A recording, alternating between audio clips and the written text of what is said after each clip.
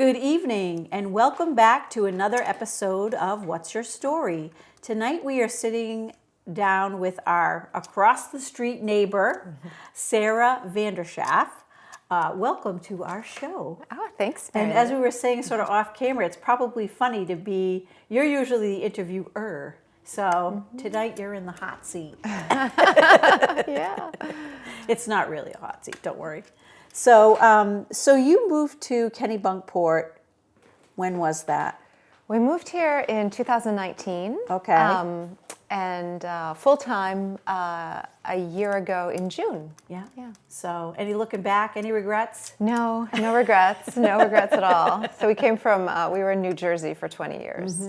But my husband was born in Augusta, Maine. Yes. So in a lot of ways, this was coming home for him. Yeah, absolutely. Yeah. Where did you grow up?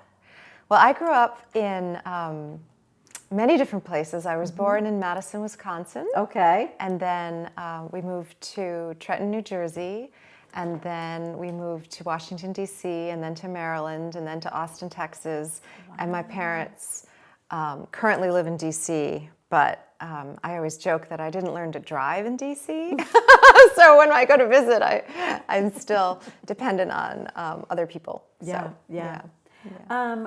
So why so much traveling? Really, I was thinking about that.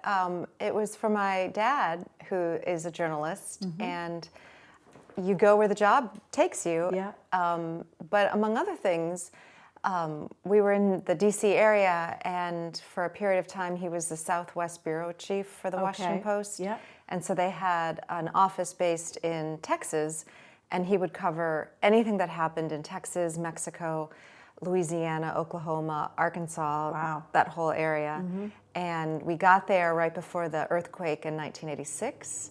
And one of the first stories I remember him doing was like saying goodbye and going to Mexico to go to the epicenter. So, wow. And that's also how he decided to cover unknown governor from Arkansas named Bill Clinton. So the rest is history there. Yeah. So what was that like? Was it hard to, be moving and, becoming friends, and then you're... Yeah, I guess in some ways it was a little hard to start new schools. Yeah. But in another sense, I think it was a good opportunity to see different parts of the country, and I don't think I'd ever have the experience of living in Texas for so long had that not happened. But with my own kids, they have not had to change schools so often, and I see that it gives them longer friendships and a sense of belonging in a place, which I'm glad they have. Yeah. Yeah. But I also know that when you move with some regularity, it'll be okay. You figure it out. That's right. It's your norm. Yeah. So yeah. So now you have two girls. Yes. Yes.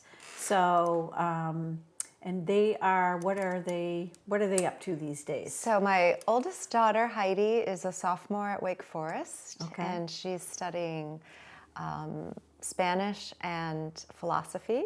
Wow. And Ava, my younger one, is a junior in high school. So we're busy. Yes, and Ava was kind enough to be our intern for the summer. We loved having her here. Yeah. So, and we hope that she'll come back, maybe, when she's not in school. Yeah, oh, she loved it. She loved it. Really fun. Yeah. So did you, so you're a journalist. Did you go to journalism school? So I guess I could say I'm a writer because writer. I do a lot of different things. Yeah. I spent most of my life studying theater and went to undergrad and then graduate school for theater, specifically performing, and then...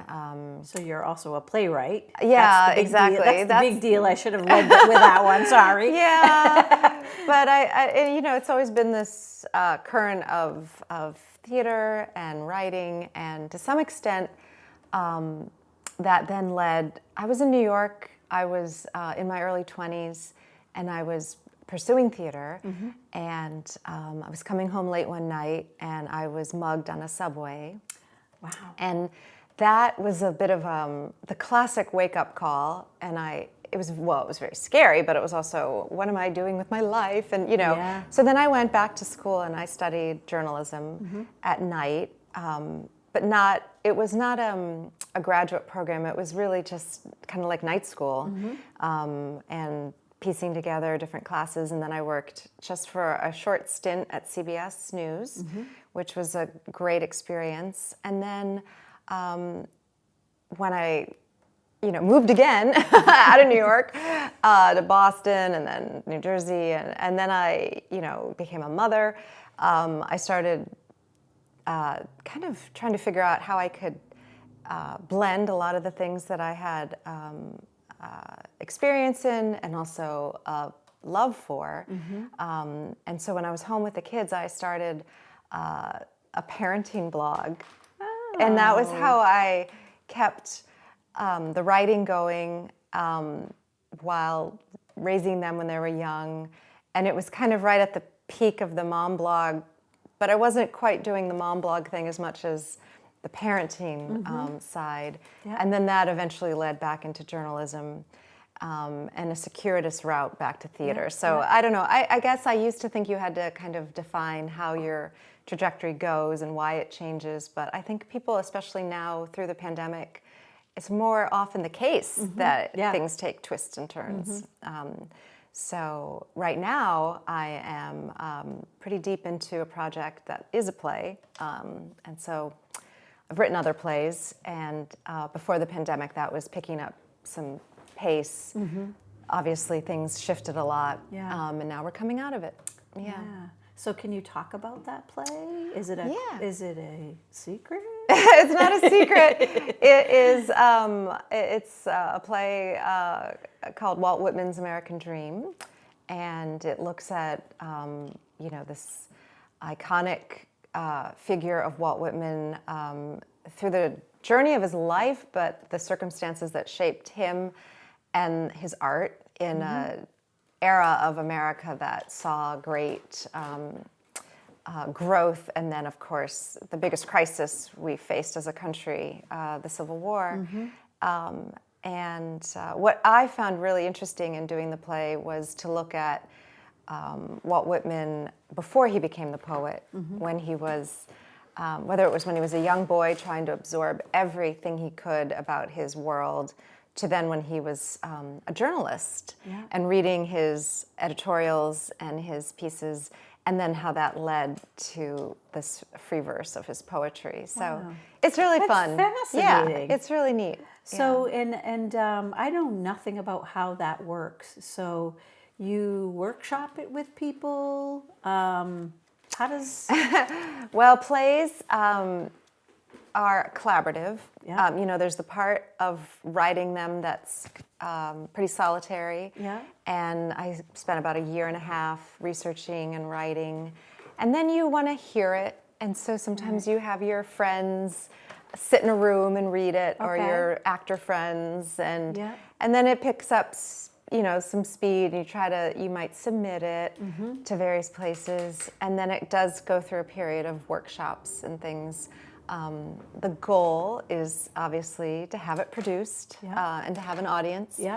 But I think one of the things that's interesting is sometimes plays take 10 years. They evolve, and they require a lot of collaboration and opportunity.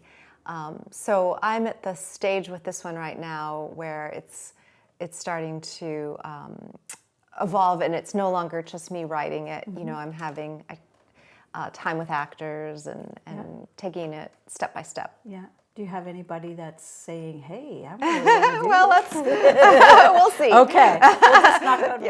Yeah. So that's so fascinating. Yeah. So you've written a few. Yeah. Has anything gone to? So no, it was really right before the pandemic. I was starting to get some festivals, and that was exciting. And now, it's just kind of figuring out how to get the work out there, and at the same time generating even more. I've got I always joke that I'm waiting for all my staff to show up because I've got all these ideas.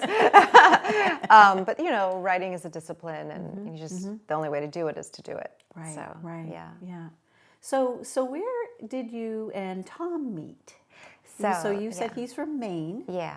So Tom, my husband, we met in New York City, and my roommate from college worked with him. So obviously, years after college, she set us up.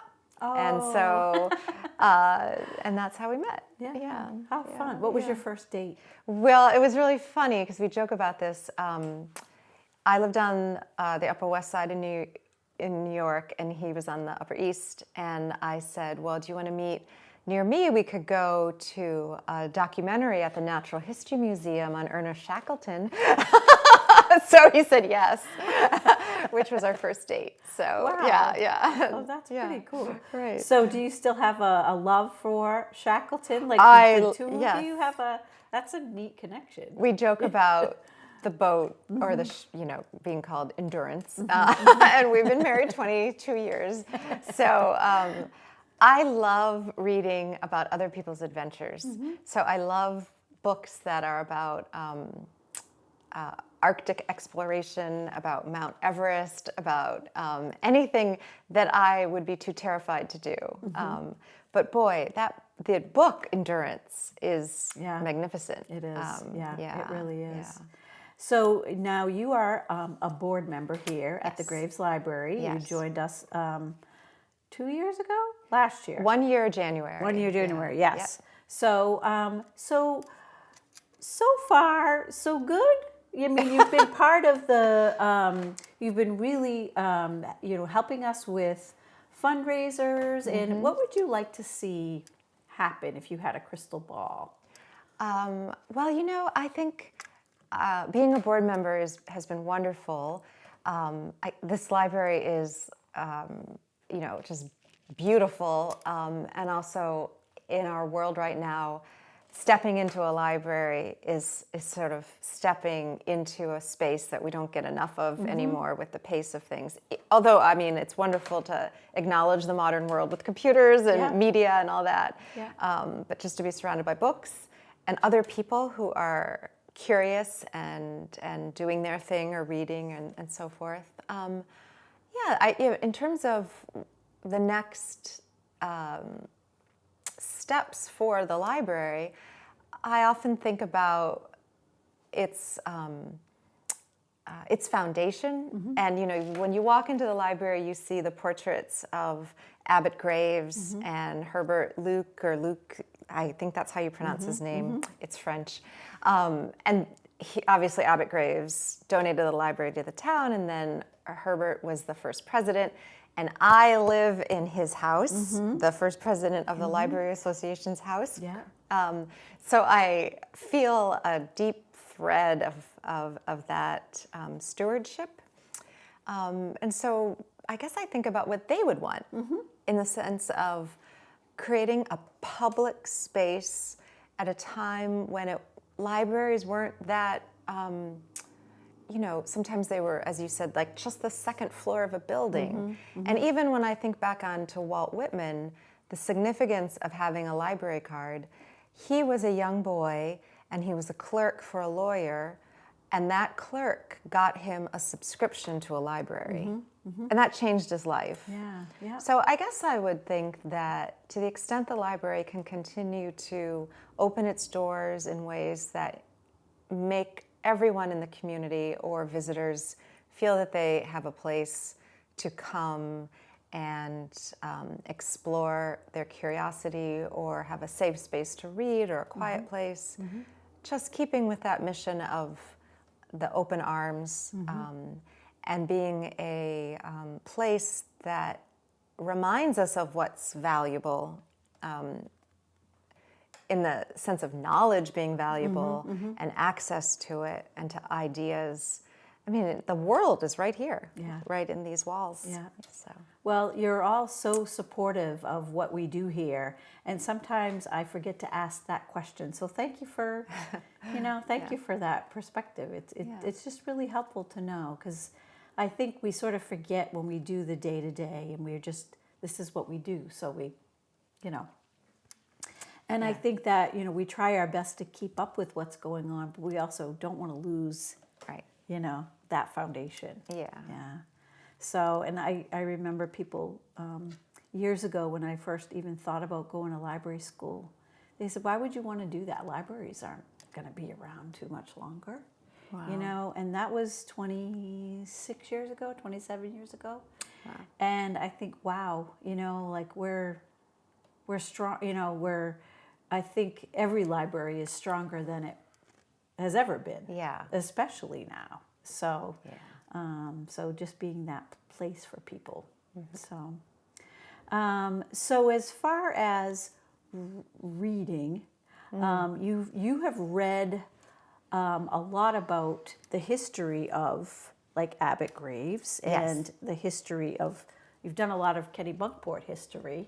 Can you talk a little bit about what you have found out about Abbott Graves, our founding father? Yeah, actually.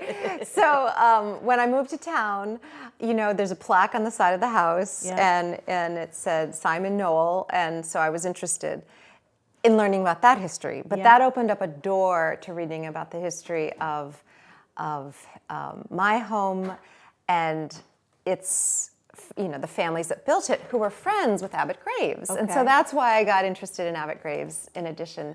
I just was so interested in a man who came to this town and was so committed to painting the people who lived here. He was an architect too, or it seems like he redesigned buildings and houses and. But that during World War, well, first of all, he studied painting. He had worked at a greenhouse, and that's where he became so familiar with flowers. And then he painted flowers at a time when that was very popular. His peonies are like no other. Oh yeah, and then the gardens that he did of Kennebunkport, or the gardens of the doors and things, just really remarkable. But he also made a living, I think, commercially doing ads and things like that. And you sort of see his style change. But what I thought, the story about Abbott Graves that just, I think, is so revealing of his character was that he had studied painting in Paris. And he knew French, and then when World War I broke out, he volunteered. I think he might have been in his 50s by then. He was not a young man, but he volunteered and he went overseas. And if I'm remembering correctly, he painted, and he would use blueberries for blue. I can't remember if he painted to give the men a diversion or if it was for their stage plays, but it was just essentially another act of his service. And some of the monuments, I think the one in Dock Square, he helped organize to make. And then, of course, his son got the flu shortly after World War I, and that's how he died. And in Joyce Butler's book, there's some of the letters that his wife rushed to D.C. where his son was working at a newspaper, and his son had been Booth Tarkington's assistant. He was very interested in having a career as a writer, so it makes sense that then he would want a library in honor of his son, who I missed the part of that. He died from the influenza of 1919, did he die? Or 1918, something? Yeah, I think so. Yeah. And he was a reporter. Yeah. Lewis was a reporter in the war. And I think we have a few pictures here where Abbott he was like a medic or helper, like a Red Cross worker or something, and in his full attire, and in his hand is a paintbrush. Oh yeah. So it's just really interesting to see that. Yeah. And when you first look at one of the photographs that we have, you don't really know what's in his hand, but then when you figure out who he is, right, and then you say, wait a minute, that's a paintbrush, so it's just really, it's really kind of cool. Interesting. And then I think it was Abbott Graves' wife who was Louis Norton's aunt. And so all the, it's no coincidence then that those artists, and my house has the murals that Norton did And so it's very interconnected. And you wrote a beautiful article, I think, right when you were moving to town? Or? Yeah. Shortly after we moved to town, I wrote something that ran in the New York Times, and it was about the murals in the house. It was,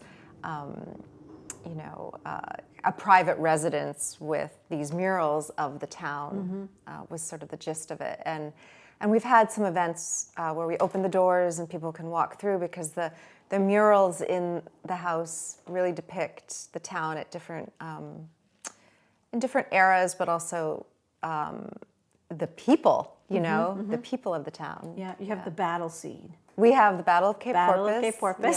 Yeah. Which, when you go to the town clerk's office, that's right, and you look behind, they have a facsimile of that. Yeah. So, and some people, I think, it's wonderful that you're able to share that, because I think some people would be, well, first of all, some people might come in and just cover it. Right? Because it's not their style. Yeah. But you've really, the preservation of it and the care that you've given to it it's really special. So, and it's nice to be able to have that live on. Yeah. Well, we, the Historical Society in Kennebunkport will help you discover the history of your house. And so I've also got the more recent history of the people who lived in it in the 1990s and onward, and they really began that dedication to, I think, restoring and then preserving. So, the murals that we have upstairs, also by Louis Norton, 1930. Oh, wow. And people will say, oh, you must have touched it up the last time I was here, the sun or this or that. And we haven't touched them. Wow. And I think it's just remarkable that that work is as vibrant today, or, in when I first started working here, than it was then. And it's just the light. People will walk in and say, oh, look at the blue in the water. Right. But it's the light that shines in through the library, and it makes it even more magical because it changes that way too. Yeah. So I had a professor one time that was talking about like more modern libraries and the changes that you can make. Like, so for instance, a display. Or you can change that painting and that painting. And when I described to her that where I was working at the time upstairs, I said, well, I work at a place that is very historic, and I would never want to change what's there. Right. And she said, really, that's too bad for you, because, you should change with time. Really? So fast forward to the end of the semester, and she said, hey, I'm going to be coming up to Kennebunkport. I'll drop off your paper. And I'll get I said, I'll give you a tour of the library. So I marched her upstairs and I said, what do you think? And she said, okay, now I see what you're talking about. Right. But it's hard to tell people that have never seen the beauty. Yeah. That's upstairs or at your place. Right. What that feels like to be able to be part of it every day, or. Oh, yeah. Yeah.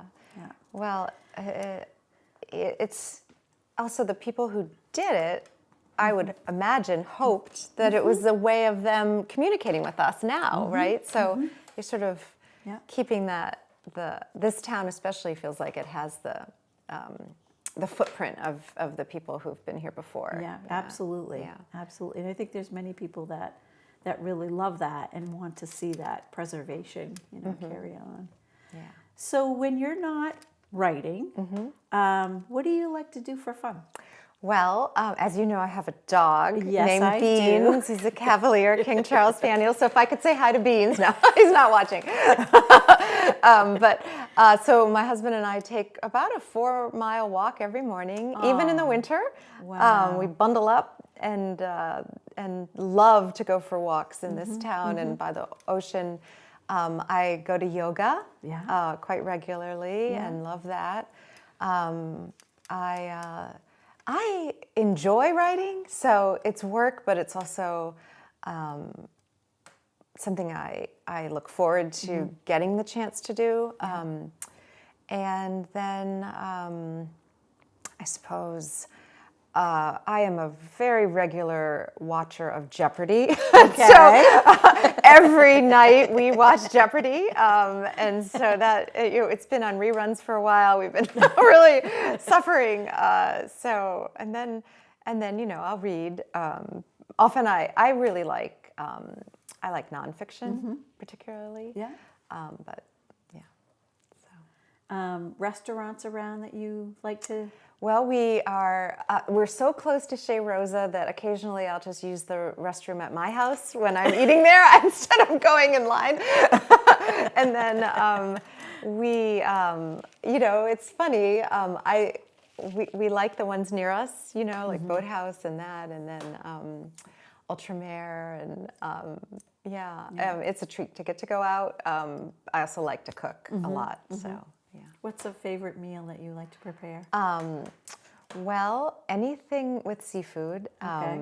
And I do something where I use a puffed pastry. Wow. I put the salmon in it and roll it, and it's delicious, but it's actually easy. It just looks fancy. Okay. I'll have to get that recipe from you. Yeah.